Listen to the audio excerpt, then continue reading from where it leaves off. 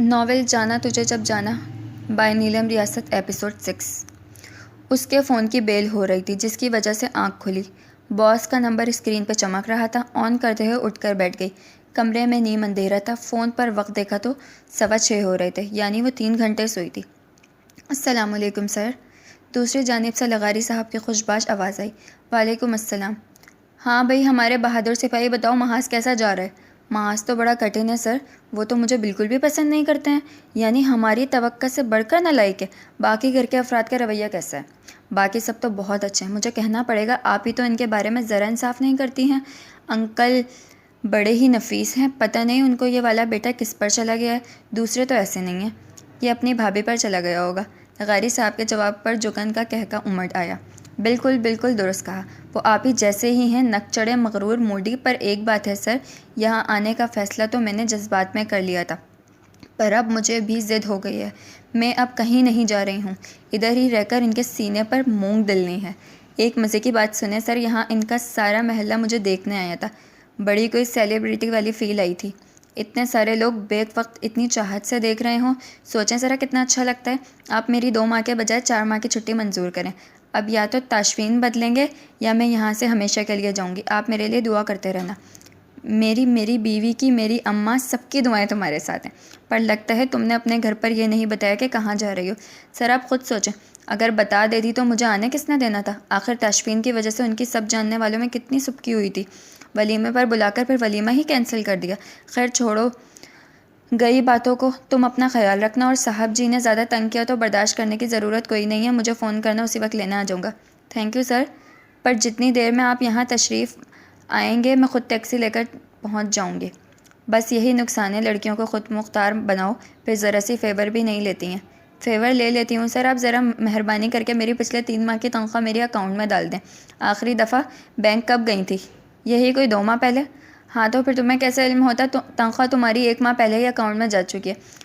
Sir मैं अपना account balance घर पर ही चेक कर लेती हूँ। आपकी जानिब से मेरे अकाउंट में कहता थे सिवा आई है, वही मेरे अब्बू जान ने जो जेब खर्च दिया वही आता है। भाई बड़ा मसला है, तुम्हारे साथ तो बंदा झूठ भी नहीं बोल सकता। मैं आज अपने अकाउंट से ट्रांसफ़र करवा देता हूँ। मैं रात को चेक कर लूँगी। अगर रकम ना आई तो 7 जुर्माना लगेगा। अच्छा भाई, देख लेना। अब अपना ख्याल रखना। और हाँ, अगर घर बैठकर तनख्वाह लेने का शौक़ हो तो ज़रा ईमेल चेक कर लेना। सर मैं बिल्कुल भी मदद नहीं कर रही हूँ, इसलिए मुझे कोई काम ना भेजा जाए। मैं छुट्टी पर हूँ। हाँ छुट्टी पर हो, पर थोड़ा बहुत काम करते रहने से जहन जंग आलूद नहीं होता। अच्छा अब खाना शाना बनाओ। जहाँ तक मेरा इल्म है तुम्हारी सास तो हयात नहीं है, ना ही कोई नंद है। खाना वगैरह खानसा माँ बनाता होगा। नहीं सर, मैंने तो कोई खानसा माँ नहीं देखा। हाँ, ताशफीन के हाथ का बना नाश्ता ज़रूर किया है, और मैं कह सकती हूँ उन्होंने अंडा बहुत अच्छा बनाया था। तुम एसपी ताशफीन की ही बात कर रही हो? वो किचन में भी काम करता है? जी सर, बर्तन भी धोते देखा है। Now that's something new. उसकी तस्वीरों के साथ मैगज़ीन में इंटरव्यू छापेंगे। नौजवान नस्ल को ऐसे हरफन मौला इंसान के बारे में ज़रूर जानना चाहिए। आप चाहते हैं वो सीधा सीधा मुझे कत्ल ही कर दें? तुम्हें अगर डर लगता है तो मैं ये काम किसी और के सुपुर्द कर दूँगा। ओके बाय, मेरी चाय आ गई है। साथ ही फ़ोन बंद हो गया। सर आप भी एक नंबर के मतलबी और बेदीद हैं। बड़बड़ाते हुए फ़ोन एक तरफ रखा। बाजू पर चढ़ाई हुई पोनी से बालों को ऊंचा करके बांधा। यह अलग बात, आधे बाल वापस गर्दन पर ही आ गए। कमरे के दरवाजे तक आकर बाहर एक नज़र डाली। सारा घर खामोश था, अलबत्ता किचन से खटर पटर की आवाज़ें आ रही थी। कमरे में वापस आकर स्विच बोर्ड ढूंढकर बत्ती जलाई। रोशनी होते ही कमरे पर एक नज़र भी पूरी ना डाली होगी कि शदीद झटका लगा। सारे कमरे में फर्श पर किताबों के छोटे छोटे मीनार लगे नजर आए। कमरे के वस्त में नीचा सा बेड था जिस पर वो रात तो ना जाने कैसे आई, पर दिन में अपने होशो-हवास में आकर सोई थी। मगर कमरे में मौजूद सामान पर फ़ौरन नींद आ जाने की वजह से गौर करने का वक्त ही ना मिल पाया। बेड के अलावा ड्रेसिंग टेबल, एक लकड़ी की अलमारी और 2 सीटर सोफ़ा था। कमरा काफ़ी कुशादा था। फर्नीचर ने भी ना होने के बराबर जगह घेरी हुई थी। असल रश तो किताबों का पड़ा हुआ था। वो चलती हुई बेड के करीब फर्श पर झुकी और जायज़ा लिया। सबसे नीचे एक ईंट रखकर उसके ऊपर 8-8 जिल्दों का मीनार बना हुआ था। इसने गिनती की तो मालूम हुआ सारे कमरे में कुल 21 वैसे मीनार मौजूद थे। उसके अलावा अलमारी के छत पर तो ना जाने कितनी ही मोटी मोटी जिल्दें नज़र आ रही थी। इंग्लिश, उर्दू के अलावा पंजाबी और फ़ारसी में भी कई कुतुब यहाँ पर पढ़ी पाई। किताबों की जांच करने का काम किसी और वक्त पर उठाकर वो अपने सूटकेस की जानिब आई। खोलकर अपने लिए साफ लिबास निकाला जिसको उसने स्त्री शुदा ही पैक किया था। जल्दी से नहाकर शॉकिंग पिंक कॉटन का फ्रॉक पहना जिस पर जामनी और पीले रंग का धागे का काम बना हुआ था। घुटनों तक आता फ्रॉक और साथ जामनी रंग का चूड़ीदार पजामा था। तीनों रंगों से रंगा दुपट्टा सीने पर फैलाकर बाल तौलिए से अच्छी तरह खुश्क करने के बाद ब्रश से सीधे किए। पैरों में लेदर के चप्पल पहन के बाहर आ गई। सामने कोई भी न नजर आया तो किचन की जानिब आ गए। अंदर इसरार अहमद अकेले ही अपनी व्हीलचेयर पर बैठे मेज़ पे बिखरी हरियाली को काट काट कर उसका सलाद बना रहे थे। अस्सलाम वालेकुम अंकल। उसकी आवाज़ पर वह मुस्कुराकर मुतवज्जह हुए। वालेकुम अस्सलाम, मेरी बेटी कैसी है? एकदम फर्स्ट क्लास। आप यहाँ अकेले क्यों बैठे हैं? बाकी लोग किधर हैं? T20 मैच लगा हुआ है, वही देखने के लिए सारी आवाम छत पर टीवी के सामने बैठी है। छत पर क्यों, इधर ही देख लेते। यूँ आपके पास भी तो कोई रहता। ना बेटी, मैं तो ऐसे मौक़ों पर बड़ा खुश होता हूँ। ज़रा खामोशी मिलती है, वरना तो उधम मचाए रखते हैं। पर वो मेरे आराम के ख्याल से ऊपर थोड़ी जाते हैं। हमसाये का जनरेटर छत पर रखा है। इधर लाइट जाने की सूरत में शो का मज़ा ख़राब होता है, इधर तसलसल कायम रहता है। जुगन को हंसी आ गई। अच्छा, तो ये वजह है। हाँ बिल्कुल, तुम बैठो, मैं खाना निकाल देता हूँ। दोपहर में तुम्हारे लिए इतना कुछ लेकर आया मगर तुम सो गई हुई थी। मैंने फारिस से कहकर सब कुछ फ्रिज में रखवा दिया है। अगर कहो तो वही गर्म कर दूँ? नहीं तो ताज़ा खाने में मेथी बनी है। हसीब को आवाज़ दो, तंदूर से रोटियाँ पकड़ लाता है। इसको मैच देखने दें और आपको भी मेरे लिए ज़हमत करने की कोई ज़रूरत नहीं है। मैं खुद ही ले लेती हूँ। कुछ हल्का फुल्का खाना चाहती हूँ ताकि डिनर सबके साथ कर सकूँ। वैसे क्या डिनर आज भी कल वाले टाइम ही होगा? आज कुछ कहा नहीं जा सकता। मैच जल्दी ख़त्म हो गया तो उम्मीद रखी जा सकती है, वरना मैं और अब्बास खाकर सो जाते हैं। वो तीनों अपनी मर्ज़ी से जब चाहें खाते रहें। क्या इतना ज़्यादा नशा है? कुछ खा लो फिर ऊपर जाकर देख आओ। ऐसी बात है तो मैं पहले देख कर आती हूँ। वैसे भी कोई ख़ास भूख नहीं है, चली जाओ। क्यों नहीं बेटा, जाओ, तुम्हारा अपना घर है। जिधर दिल कर रहे आओ जाओ। वो इनकी शफ़क़त पर मुस्कुराती हुई किचन से निकलकर बेवास कदमों से सीढ़ियाँ चढ़कर ऊपर आ गई। छत काफ़ी बड़ी थी। सबसे आखिर पर एक बड़ा सा कमरा बना हुआ था जिसका दरवाज़ा चौपट खुला हुआ था। उसने 2-4 कदम उस सिमत में उठाए होंगे जब अंदर से एकदम गालियों और कोसनों की आवाज़ें आना शुरू हुईं। चलो गई भैंस पानी में, अब नहीं है टिकने वाले। जब तक सारी टीम आउट ना हुई सुकून से नहीं बैठेंगे। हसीब की बात पर जवाब न जाने किसने दिया। ओए बेगैरता, बंदे की शक्ल अच्छी ना हो तो कम से कम बात ही अच्छी कर ले।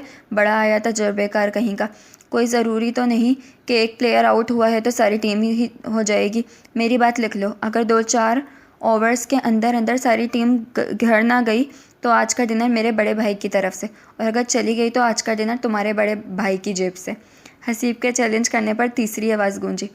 ओह, तुम आराम की खाओ, बड़े भाइयों ने ठेका नहीं लिया हुआ रोज़ रोज़ तुम लोगों के हाथों जेब कटवाने का।